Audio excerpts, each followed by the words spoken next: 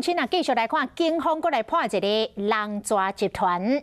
这个由红背山帮的成员所组成的集团，用正权的薪水，把人骗到柬埔寨，有3个人受害。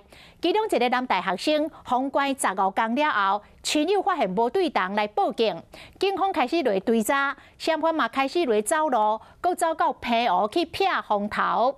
上尾啊，也是伫新北市去用撞到。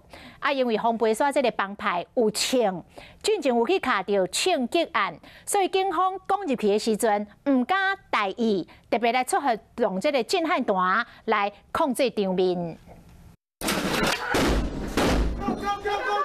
警察少年撒弹闪光弹，规个望烟散步，侦查队员提前拢要去嫌犯大所在。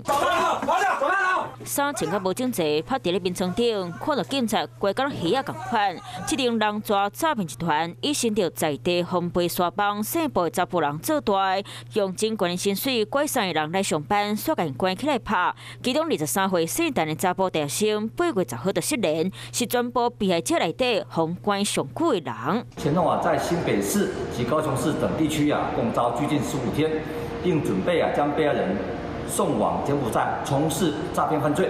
有追讲，这么粗的塑胶条，就是用来拍被害者的家私。寄金铺啊，金融卡全部去提去，含外界等联络。姓陈学生的妈妈和老师找无人，向警察报案。人蛇集团就警告学生，等伫咧高雄，嘛伫咧全台湾4个月，佮走去平湖撇风头，尾仔伫咧新北市去互警察抓到。11月8日兵分8路持机票及所有票实行扫荡，顺利检束首恶、傅贤等9人到案。集团主嫌22岁姓部的查甫人有红背山帮背景，对被害者下手下真重。这个帮派是德联帮和天道兵后的新帮派，帮派成员有真济摆的枪案。警察敢大意，但闪光弹，加在无发现有人红拐去柬埔寨，不过同款诈骗的手法集团，看到好康钱多，代志少的工课，民众嘛是拢爱加共问，这个互骗去。